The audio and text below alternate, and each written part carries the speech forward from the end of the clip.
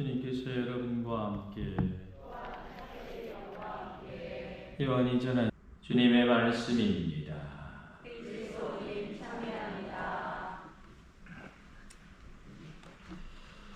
오소서 성령님.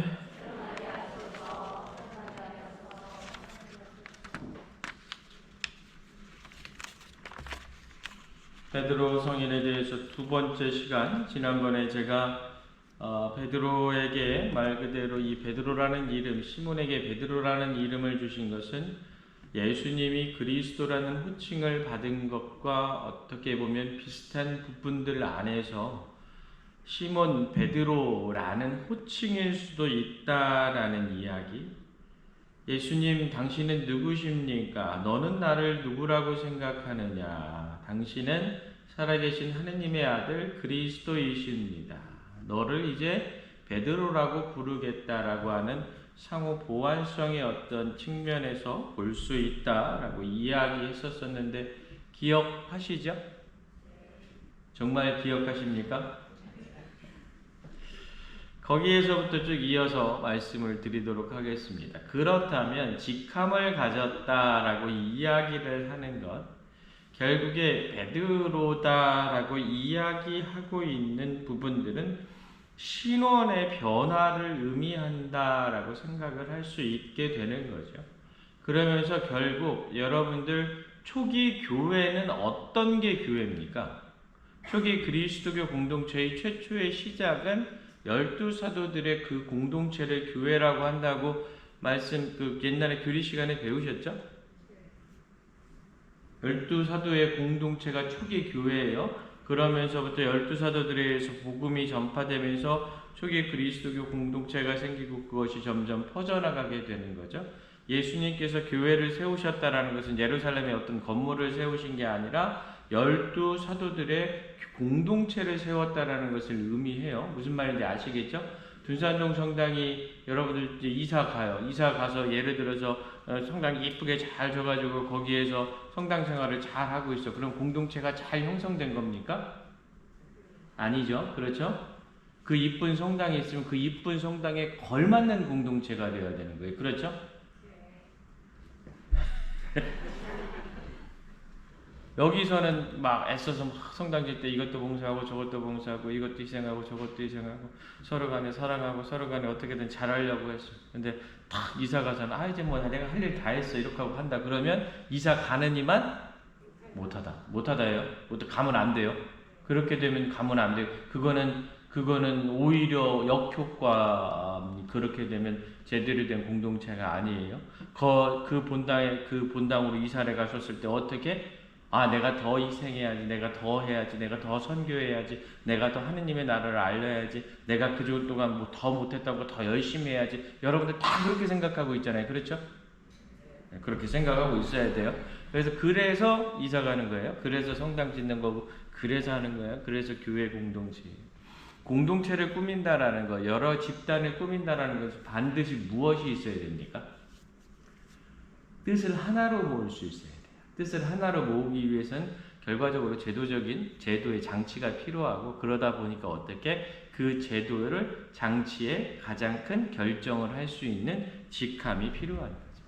그래서 이 베드로라는 사람은 결국에 사도들의 으뜸의 직함을 받은 것이 아니겠는가. 그래서 예수님께서 이야기하시죠. 나 또한 너에게 말한다. 너는 베드로이다. 내가 이 반석 위에 내 교회를 세울 터인즉 저승의 세력도 그것을 이기지 못할 것이다. 또 나는 너에게 하늘나라의 열쇠를 주겠다. 너희가 땅에서 매면 하늘에서도 매일 것이고 네가 무엇이든지 땅에서 풀면 하늘에서도 풀릴 것이다 라고 이야기하는 예수님의 권한을 교회에 주는 것을 의미하는 겁니다. 단순히 베드로라는 사람에게 주었다기보다는 교회 전체에 주었다라고 생각하시는 것이 더 정확할 수 있는데, 그 교회를 대표하는 사람이 누구다? 바로 베드로이다. 그 베드로를 기초로 삼아 교회를 세우셨다. 왜? 베드로가 고백한 신앙 때문에 그렇습니다. 그래서 여러분들, 우리가 있는 교회는 말 그대로 여러분들의 신앙이 모여져 있는 교회. 여러분들이 그리스도를 구세주로 고백하고 있는 그 가운데 교회가 세워져 있다라는 것을 정확히 알아야 됩니다. 그리스도를 구세주로 고백한다라는 것은 무엇을 의미합니까? 예수 마리아 할렐루야 할렐루야 외치면 내가 나중에 죽었을 때 하나님 곁에서 구원받을 것이다. 그래서 구세주 예수 그리스도님 그거요? 아니죠? 그렇죠? 제가 3년 동안 강론했잖아요. 그렇죠? 대답도 좀 해봐요. 기여 아니요? 아니에요. 뭐요? 구세주 예수 그리스도란 내 삶의 전 존재가 예수 그리스도에 의해서 결정된다라는 것을 뜻하는 거예요. 내 삶 전 존재를 예수 그리스도에게 맞춘다라는 것을 뜻하는 거예요. 그래서 어떻게 예수 그리스도께서 가르쳐 주신 대로 내 삶의 방향이 온전히 정향되어야 된다라는 것을 이야기를 하는 겁니다. 그것이 바로 구세주 예수 그리스도로 고백하는 우리의 신앙이에요. 그 신앙 안에 우리의 삶이 모여져 있다라는 것, 그것을 기억해야 된다라는 것. 베드로가 고백한 것은 무엇이다? 말 그대로 자신의 능력, 자신의 엄청난 대단하게 가지고 있는 그 무언가 때문에 고백할 수 있는 것이 아니라 내가 지금은 보잘것없습니다. 내가 지금은 별거 아닙니다. 저는 정말 하느님 앞에서 예수님 앞에서 고개 들 만한 자격조차 없습니다. 그러나 저는 당신을 따라가겠습니다. 네? 그것을 했기 때문에 베드로에게 맡긴 거예요. 어마어마하게 대단한 그 무언가가 있어서 된 것이 아니다라는 거예요. 그렇죠? 그 부분을 반드시 기억을 해야 되는 거예요. 베드로 어떤 사람이었습니까? 지난번 시간에 말씀드렸지만 어부로서 말 그대로 아주 잘 살지도 못했지만 아주 못 살지도 않았다면 평범한 우리 내 주변에서 보는 사람들의 모습 가지고 있는 사람들이었어요. 대단히 성격이 급했던 걸로 보여요. 제자로 부르시겠다고 그러니까 어떻게? 바로 금을 버리고 쫓아가잖아요. 그렇죠? 주변 돌아볼 것도 없이 어떻게 동생이랑 다 꼬셔가지고 데리고 가잖아요. 그렇죠? 과감하게 나가요. 여러분들 근데 여기서 그냥 참 급하다, 성격 급한 베드로구나 이렇게만 생각할 것이 아니죠. 중요한 건 예수님이 부르셨을 때 그런 단순성, 그런 과감함이 필요해요.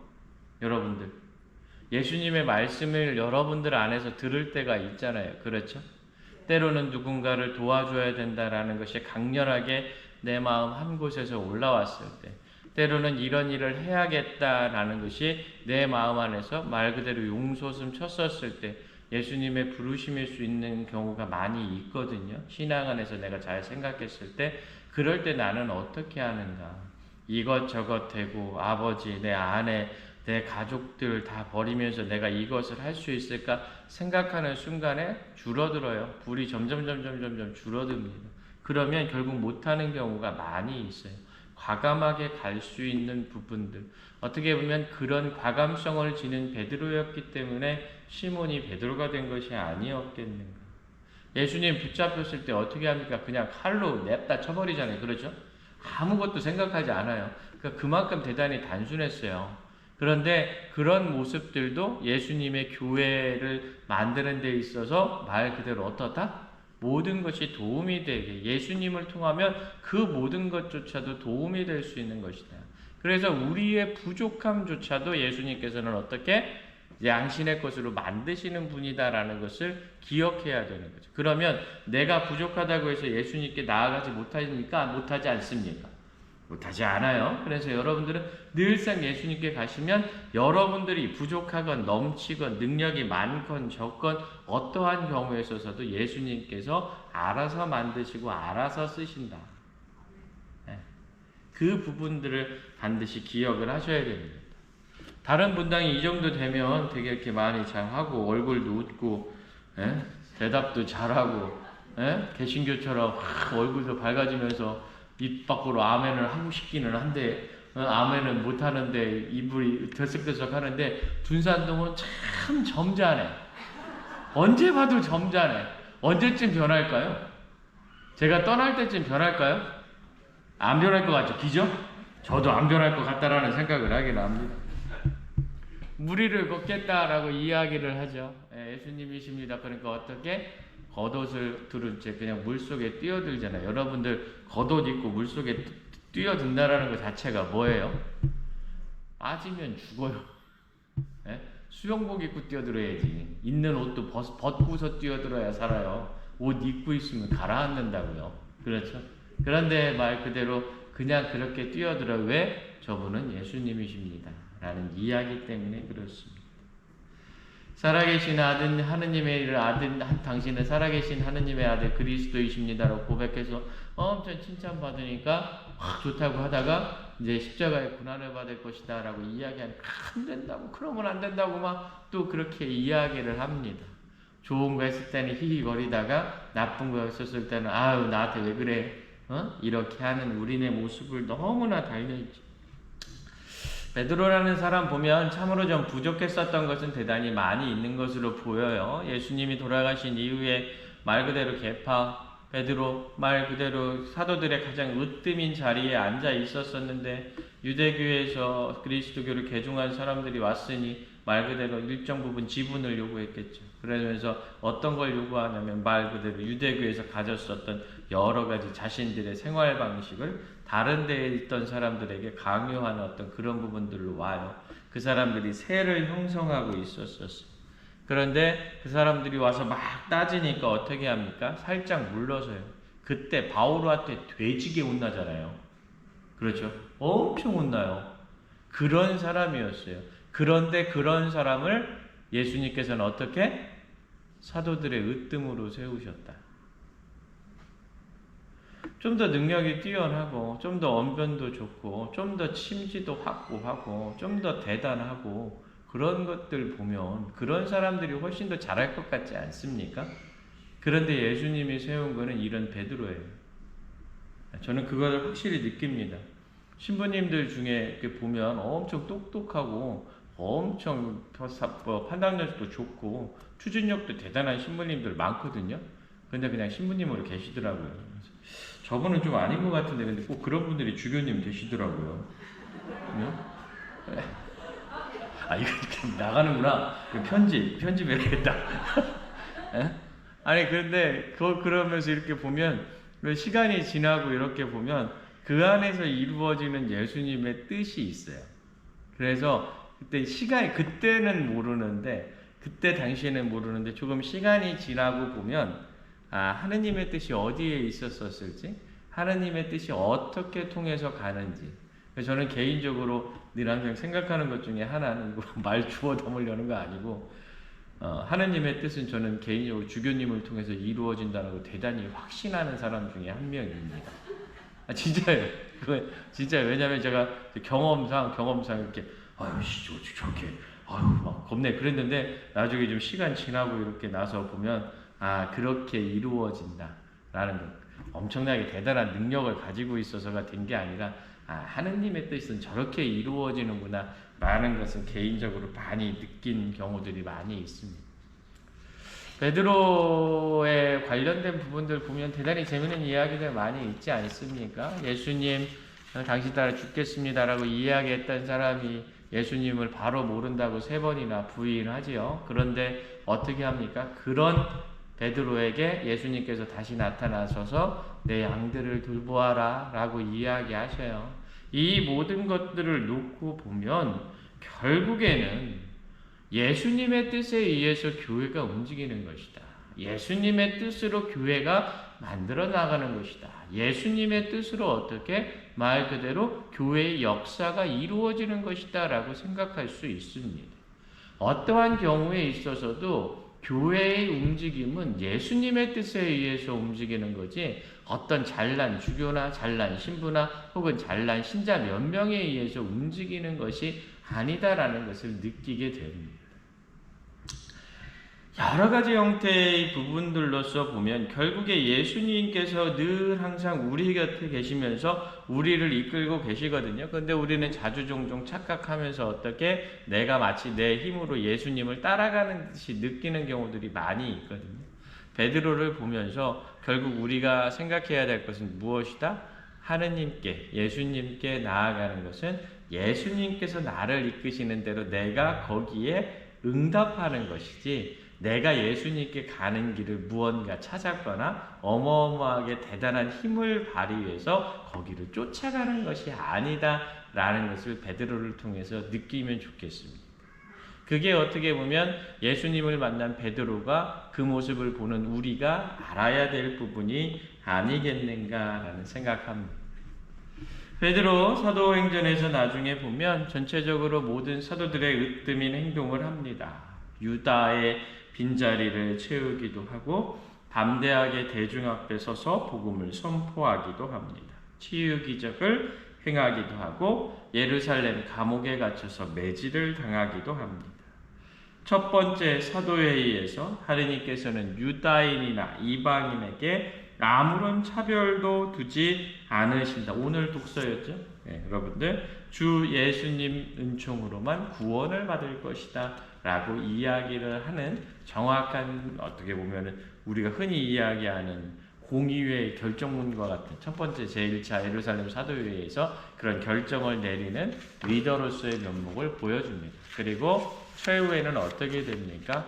말 그대로 예수님을 따라서 안티오키아, 갈라티아, 로마에서 복음을 전했죠. 그러다가 네로 황제 시대에 붙잡혀서 순교하게 되는데 나는 예수님과 같이 똑같이 매달릴 자격조차 없습니다. 이야기를 합니다. 그래서 전승에 따르면 십자가에 거꾸로 매달려 죽었다라고 이야기를 합니다. 그래서 그 베드로 사도 보면은 키하고 십자가를 갖고 있는데 십자가가 이렇게 거꾸로 이렇게 되어 있잖아요. 그렇죠? 베드로의 모습, 오늘날에 있어서 베드로의 모습 참 많이 있습니다. 우리네 주변 안에서 엄청나게 많이 있어요. 그래서 간혹 가다가 사제도 그렇고 수도자도 그렇고 신자들도 그렇고 그런 베드로 평가합니다. 또 때로는 베드로 같은 사제도 있고 베드로 같은 수도자도 있고 베드로 같은 신자들도 내가 그런 베드로일 수도 있고 그런 부분들이 분명히 많이 있습니다. 그것에 대해서 우리가 감히 평가할 수 있겠는가? 베드로의 삶을 보면 그렇지 않다. 내가 부족합니다. 신부님, 수녀님, 예수님 저는 부족합니다 라고 이야기하시는 분들 많은데 감히 내가 부족하다라고 이야기할 수 있겠는가? 베드로의 삶을 보면 아니다. 왜? 예수님이 만드실 거기 때문에. 예수님이 행하실 거기 때문에. 그래서 우리가 신앙생활을 해 나가면서 늘 항상 생각해 봐야 되는 것은 오늘 베드로의 모습을 보았으니까 베드로의 모습에서 한 번쯤 내 자신의 모습도 생각해 봤으면 좋겠어요. 때로는 교회 안에서 어떤 임무를 맡기도 하고 때로는 교회 안에서 어떤 단체의 장이 되기도 하고 때로는 교회 안에서 묵묵히 누군가를 도와야 될 때도 있고 여러 가지를 행해야 될 때가 있어요. 그런데 자주 종종 우리는 어떻게 합니까? 내 상황이나 내 판단을 주로 하죠. 그런데 오늘 신앙 안에서 베드로의 모습을 보면 그것이 아니라 예수님께서 나에게 지금 무엇을 말씀하실까를 먼저 살펴봐야 돼요. 그것이 신앙인으로서의 가장 중요한 모습 중에 하나입니다. 능력이 많으신 분들도 있고 때로는 여러 가지 형태로 교회 안에 도움을 주실 수 있는 분들이 있습니다. 그것을 가지고 교회에 도움을 주는 것이 아니라 내가 가지고 있는 것 혹은 내가 부족한 것조차도 예수님이 어떻게 사용하실까 그 말씀을 기다릴 수 있어야 돼요. 내가 행하고 있었던 모든 것들에 대해서 예수님이 어떻게 이끌어 가실까 바라볼 수 있어야 돼요. 그게 신앙인의 자세입니다. 한 번쯤 깊게 생각해 보셨으면 좋겠습니다. 내 삶 안에서 나는 어떠한 모습으로 살아가고 있는가? 사실 베드로 같은 사람도 말 그대로 제1대 교황이 됐는데 나라고 신앙 안에서 열심히 하지 못하거나 아니면 말 그대로 주눅 들어서 살 필요는 없다. 왜? 예수님이 이끌고 가실 것이기 때문에. 그래서 여러분이나 저나 예수님만 바라보면서 늘 믿고 걸어가는 신앙인들 될 수 있도록 베드로 사도 생각해 보면서 예수님께 청하는 그런 시간 될 수 있으면 좋을 것 같습니다. 잠시 묵상하도록 하겠습니다.